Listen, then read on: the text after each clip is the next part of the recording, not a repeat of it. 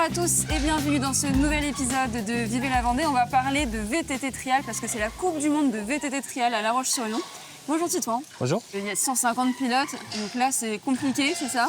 Ouais. Moi c'est ma première année dans la grande catégorie, la catégorie élite. Donc on va dire que la victoire ou le podium n'est pas encore envisageable, mais se rapprocher du top 15, voire du top 10, ça serait vraiment génial. Parce que tu avais gagné là il y a un mois l'interrégional de VTT Trial. Ouais, exactement, la finale du circuit Grand Ouest, on va dire, qui est un circuit régional. Donc, on peut dire que tu es un favori du coup? Non, pour ici, non, parce que c'est vraiment international, donc il y a du beau monde, mais pour les années à venir, j'espère remonter dans le classement.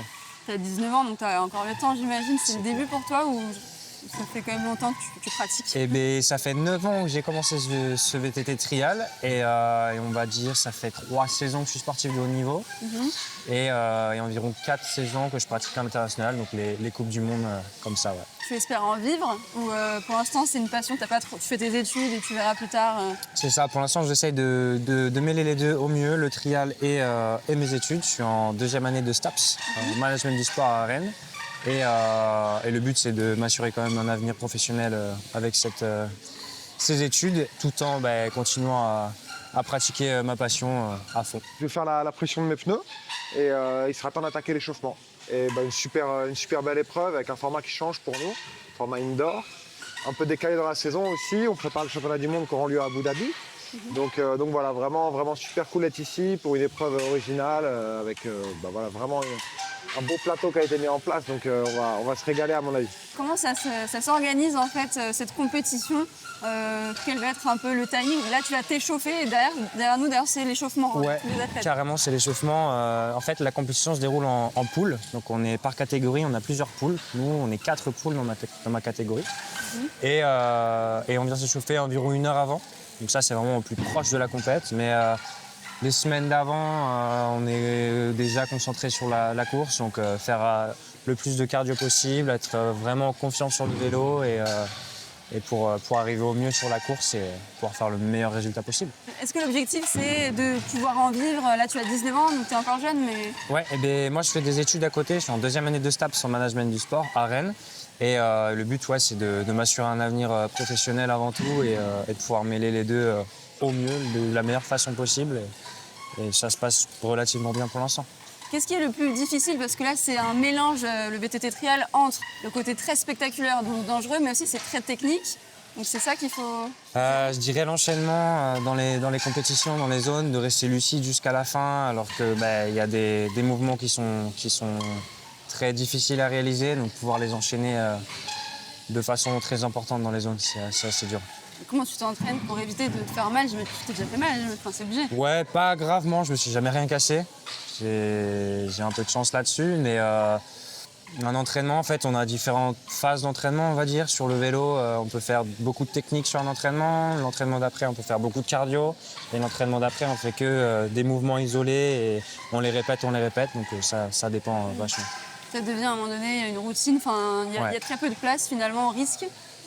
Il y en a toujours parce que on essaie toujours de repousser nos limites, donc d'aller de plus en plus haut, de plus en plus loin. Donc forcément, des fois, ça passe pas, mais on s'en sort bien. Voilà. Sur cette compétition, qu'est-ce qui te fait le plus peur? Tu peux nous dire une épreuve en particulier? Je dirais la pression. C'est toujours pas évident de la gérer, cette pression. Sur les 3 premières Coupes du Monde de l'année, j'ai toujours réussi à passer en demi-finale. Donc ce serait vraiment cool de faire la même chose aujourd'hui. Et ouais, la pression de gérer le résultat. Les zones ne sont pas forcément très dures. Elles sont super longues sur les quarts de finale. J'ai fait ma reconnaissance ce matin.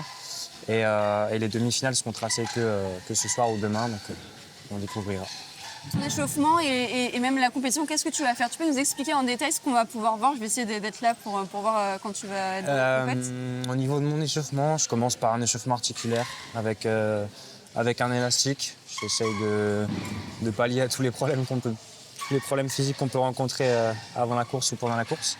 Ensuite, sur le vélo, des enchaînements histoire de se redonner de la confiance tranquillement. Et ensuite, commencer à faire un peu de cardio, finir là-dessus. Et juste avant de partir en course, pour vraiment être full confiance, à fond. Et ensuite, la course, on a 2 tours de 5 zones à réaliser en 1 heure. 1 heure? 1 heure, parce que ça va super vite. On passe 2 minutes par zone.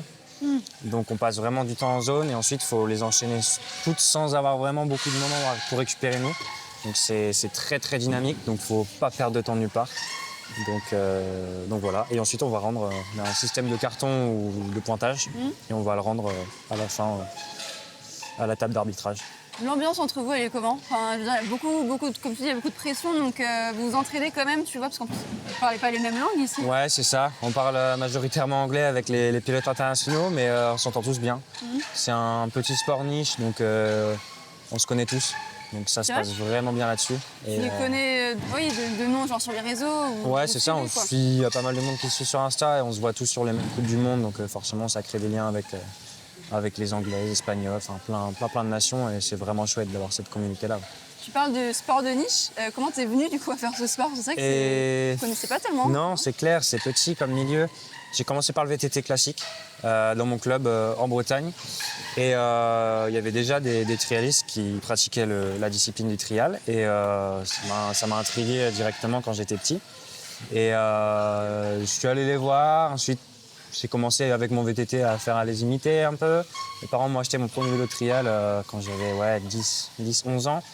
Et je m'y suis mis et puis je suis toujours là et dans le même club, donc ça se passe super bien. Tu aimais faire des acrobaties avec ton petit vélo quand ouais, t'étais gamin? C'est ça, et tout, le VTT. Ça commence comme ça? Ouais, c'est clair, le petit VTT Décathlon à faire de la maniabilité. Voilà. Trop bien. Est-ce que tu as des objectifs après cette Coupe du Monde qu'on espère que tu vas remporter, hein? J'espère aussi. En étant réaliste, le top 10 ou même le top 15 serait déjà super cool. Mon meilleur résultat, c'est 19e, donc là, un top 15, ce serait chouette. Au niveau des objectifs, c'est ma dernière compète de l'année. Donc, je suis en off-season après. Repos. C'est ça, après cette course. Et ça reprend en mars, normalement. Donc, il y a encore les championnats du monde en décembre, mais du coup, je ne suis pas sélectionné. Le quota était de 5 pilotes par catégorie et je suis 6e malheureusement. Donc voilà, mais ouais, repos et puis on rattaque la prépa hivernale. Avec d'autres compètes qui vont arriver. C'est ça, dès mars. En Vendée ou pas? Il y en aura quelques-unes en Vendée. On a souvent le circuit interrégional, il passe par La Roche-sur-Yon. On a un terrain juste à côté.